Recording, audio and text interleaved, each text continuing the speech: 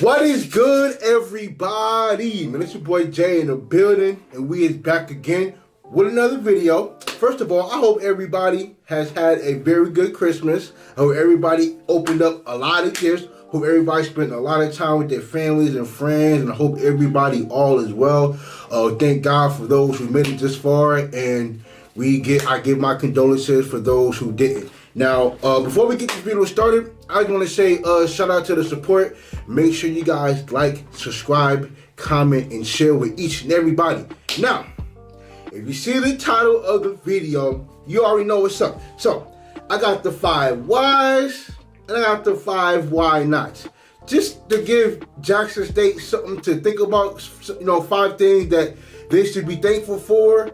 And then also 5 things that they should possibly be concerned about, but also think about. So, without further ado, we got the 5 whys and the 5 why nots that Jackson State will be back in the Celebration Bowl. Now, let's start off with the 5 whys. Number 5, I have the receiving core. They got Jordan Williams and Cameron Buckley coming from Indiana. You got Jonas Fortland on the way. You got Mark Pope coming from Miami U, who's a former 4-star. And then, of course, you got Cordarius Davis coming from Redshirt, about to have his first season with Jackson State. And you still have Trevante Rucker, and you still got Malachi, and you still have Shane Hooks. Those receivers alone are between 6'1" and 6'4". Like, you have a really, really dangerous receiving core, and I won't be surprised if Travis Hunter gets a little piece of that action at the receiving core. This is definitely one of the more dangerous receiving cores in FCS football. To me, possibly top 5. I think Malachi Wideman is going to be a much better receiver.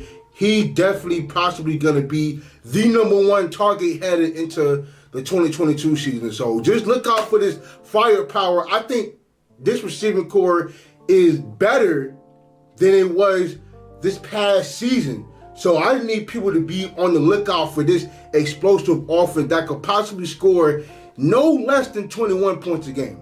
No less. Number 4, an upgraded offensive line. Now, they are losing 2 offensive linemen due to graduation, but they are returning 3 offensive starters on the offensive line, including Tony Gray. And you also bringing in three offensive linemen who are all transfers from Power 5 schools. You got Sean-Tavis Vernerman from UAB, Alabama Birmingham. You could bring in Christian Henderson from Louisiana Tech, and you also bringing in Evan Henry, a guy who they've been looking at for a while. He's coming in from Louisiana Monroe. Now, a lot of people thought that this was definitely the weakest link on the offense, and with this much improvement, especially on the outside, gonna give Shedeur Sanders a lot more time to look for his playmakers, and you're gonna get a lot better run blocking. And I would assume that all these guys are gonna hold up, barring injury. Barring injury, this could be the best offensive line in the SWAC. So please be on the lookout for these 3 guys. I'm sure that possibly these 3 guys are all going to start along Tony Gray. And whoever the 5th guy is, I'm sure they already have him. But yeah, these 3 guys are definitely going to be huge for Jackson State. Number 3, I have the return of Aubrey Miller. Now, I was afraid that with them already losing James Houston and KEONTE Hampton, I was afraid that they were going to lose, Aubrey Miller, and then we're going to have to find a complete replacement for those 3 guys.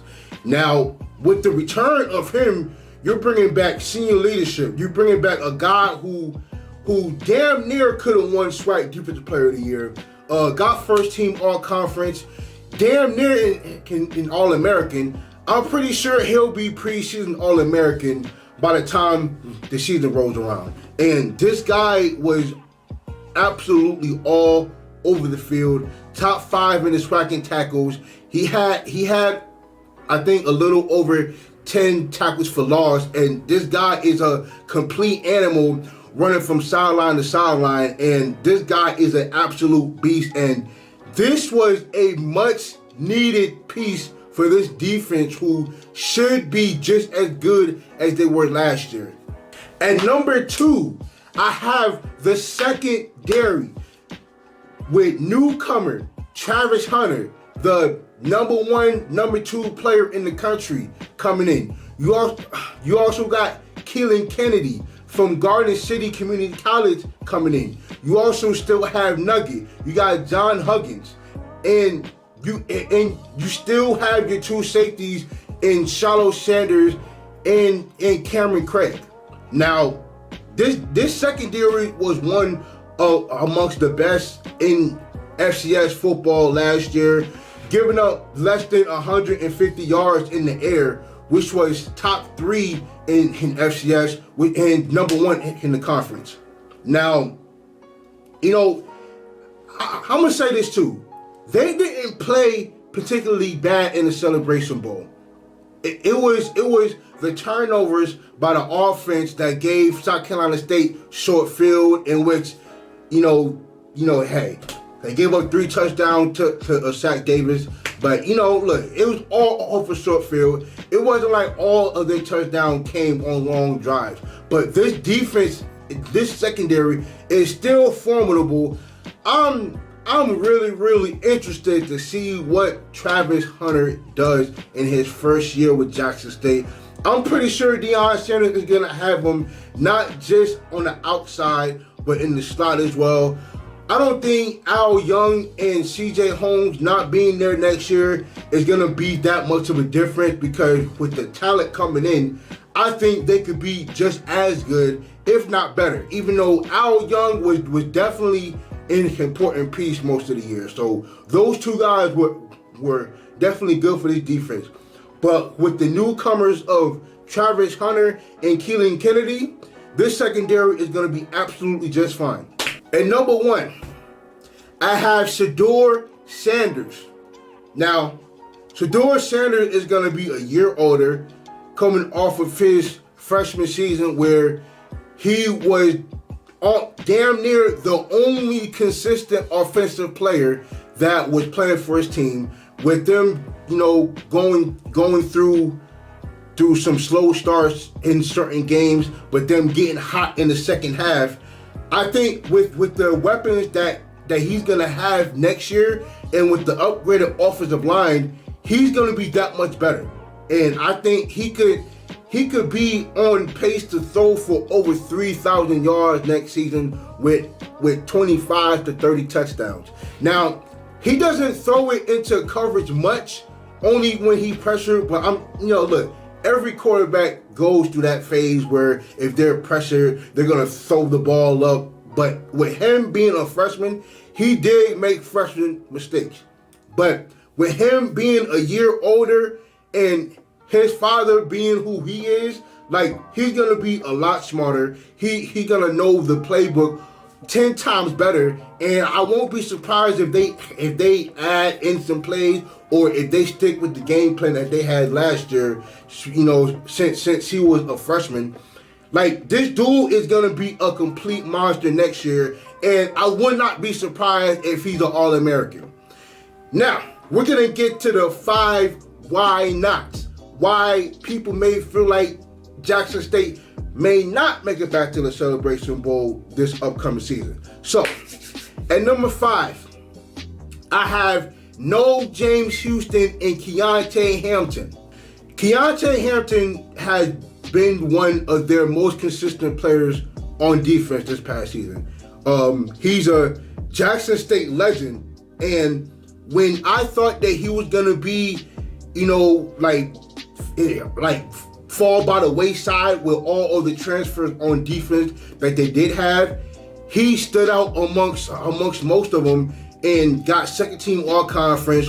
He's a 2-time first team all conference guy.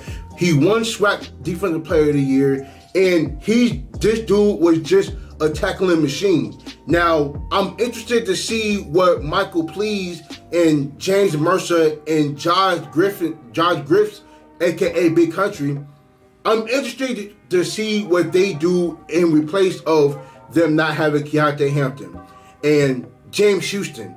Now, James Houston was an absolute monster. 19 and a half tackles for loss with 16 and a half sacks.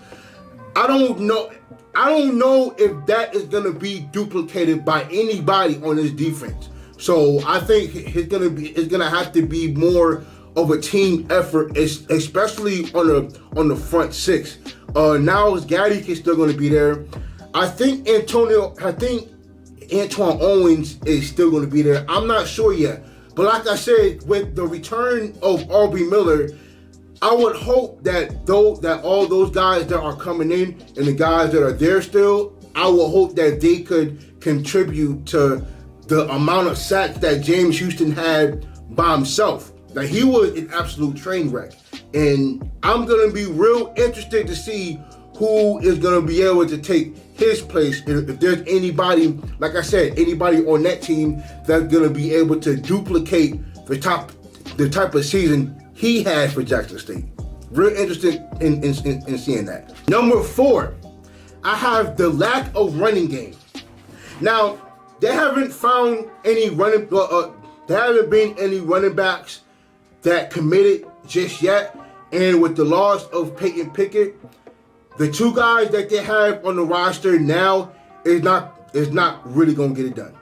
Now, everybody is loading up on talent, and they're not going to be able to get away with them just throwing the ball like they did last year. No, they had a few games where Peyton Pickett ran for over 100 yards, but you can't rush for less than 100 yards per game and expect to go undefeated or even expect to win the Celebration Bowl. Now, even in the SWAC championship, when SHEDEUR Sanders was struggling, they were able to run the ball for over 120 yards, with Peyton Pickett having over 100 yards and 2 touchdowns. And I believe he was the SWAC MVP for the championship game. Now, in order for them to be, more dominant than what they can be, they're gonna need to establish a consistent running game. Because I think what separated FAMU and Jackson State is that FAMU could actually run the ball. They had 2 running backs that could easily get you over 100 yards a game. Bishop Bonnet was definitely one, to me personally, the best running back in the SWAC. And I think that's what kept FAMU afloat whenever their quarterback wasn't playing the best. They could rely on their running game. And Jackson State is going to need to find that same guy. Now that Peyton Pickett is gone, I think they have until the middle of February for signing day. I think when the national signing day comes, I hope they have a running back in place. So they should be on the lookout for that. At number 3, the amount of talent coming in the East Division. Now, Alabama A&M is absolutely loading up on talent with the amount of 3-star and 4-star transfers that they've been receiving since the end of the season. I already spoke about Mississippi Valley State and the job that they were doing throughout the offseason. Southern has been doing some good things as well. And I'm not going to sleep on FAMU. FAMU, with the amount of talent that they have on the roster currently, that barely played because Antoine Carter was there, because Marquise Bell was there, because Antoine, because of the amount of other guys that were in front of them, and with some of those guys leaving, it's gonna allow those guys to finally get some playing time. And I promise you this, FAMU got some real good talent on defense. There's not going to be a drop-off from, especially on the defensive side, from what they had last year. That whole Eastern Division is going to be absolutely loaded with talent. And I believe Alabama A&M and Valley State may be their hardest competition yet, but I'm not going to sleep on FAMU because FAMU has a lot of talent, especially on that defensive side. And I hope that Jackson State doesn't start off slow on offense because they could sleep on the wrong opponent, and that could change the whole game. So I do believe that Alabama A&M will be better than they were last year. I believe that Mississippi Valley State will have a winning record, so they'll be better. And I believe FAMU is going to be just as good as they were last year. So the East Division is up. Now, I don't know what everybody else in that division is doing, but I know those three teams alone could give JSU some fits. So they should be on the lookout for those three. At number 2, Grambling State will be waiting on the other side. Now, I just spoke about the Eastern Division. In the West Division, I think I'm going to just go ahead and say this right now. Grambling State is going to the SWAC championship. There's nobody else on that side of the SWAC that has been doing nearly as what Grambling State's been doing. They damn near fixed all of their problems on offense in 3 weeks. They get with the quarterback that they got, with the amount of receivers that they got, they already fixed their problems. They can go ahead and start the season right now, and they will be a lot better than they were last year. Because me personally, that was their main problem. They had problems with moving the ball in the air. They were the worst. They were one of the worst teams in the division when it comes to passing. Now, they didn't have a problem running the ball. It was just them passing it through the air. And they already fixed that. They got 6'4", 6'5" receivers and a bunch of former 3-stars and 4-star players coming in. Grambling State is set. I think they're set.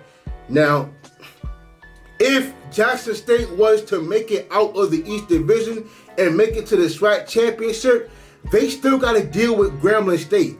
And their defense is really good still. So I do see Grambling State, and I'm going to talk a little bit more about Grambling State and the things that they're doing in another video. But yeah, Grambling State is waiting on the other side, and I think they're going to be a lot better than they were last year. Number 1, the media / the pressure. Now, they are the most loved HBCU / possibly the most hated HBCU. If we're speaking amongst the fan bases, what people have been speaking about in the media about Coach Prime, definitely in terms of what people have been saying about him, he's definitely the most hated. People are they are mad at Coach Prime for taking Travis Hunter. I think with the circus that's been going around with Travis Hunter coming onto the scene, now, I just found out that Florida State has been using Deion Sanders to recruit players for Florida State. And now that he's doing it for himself, is a problem. So I believe that when you get a 5-star on your team, you are going to have a media circus surrounding your school. And with the arrival of Travis Hunter, and Lord knows how many more 5-star recruits y'all get, because it's not over yet. I do believe that there is going to be a circus of members of the media, especially on ESPN. They are going to surround Jackson State. Every home game, and when you guys play against FAMU, when you guys play against Valley State, when you guys play against Alabama A&M, it's going to be a media whirlwind. And I'm pretty sure that Jackson State is going to be favored to win every single game this year. And with one loss, even with a loss on your record, it's going to be magnified more times than when you win by 30 or 40. It's going to be magnetized a lot more. So it's going to be a surprise to a lot of people if Jackson State don't go undefeated next year. In which I don't expect Jackson State to go undefeated. I do expect Jackson State to make the SWAC championship game, but they are going to have to see Grambling State, and that could be a problem. Now, I'm not saying that it's going to be easy for JSU, but it ain't going, like, it's not, best believe this is not going to be a cakewalk at all. But I do believe that everybody on the east side is a year behind. And that's just my belief. You know what I'm saying? Now, I do believe Jackson State will make the SWAC championship game, but I am going to be looking back at Grambling State and be like, dog, they can have a tough time with that. You know, but if Jackson State could duplicate on defense what they did last year or even better, oh, they should have no problem. They should really have no problem. But this is gonna be a very, very interesting season in the SWAC because everybody is loading up. Everybody's getting better. Everybody is getting those 3-star transfers, and it's just buzzing around the conference. Leave this to shore right now, and let it be known right now. Like, I believe that Jackson State is going to be favored to win every game. And it really don't matter who they play. Unless it's like the Florida Gators or it's Alabama or Oklahoma Sooners or something like that. I don't expect them to be favored against those teams. But anybody else in the FCS, because to my knowledge, I do believe that they probably have the best draft class in the SWAC. I would say top 10 in the FCS, but I'm gonna say this: there's gonna be a lot of pressure on JSU to repeat as SWAC champs. There's a lot of pressure, but I do believe that JSU is prepared for it. We'll see what happens, and I can't wait to see it. Now, once again, make sure you guys like, subscribe, comment, and share. I appreciate y'all for watching if y'all made it this far, and I can't wait to see y'all again soon, man. We out.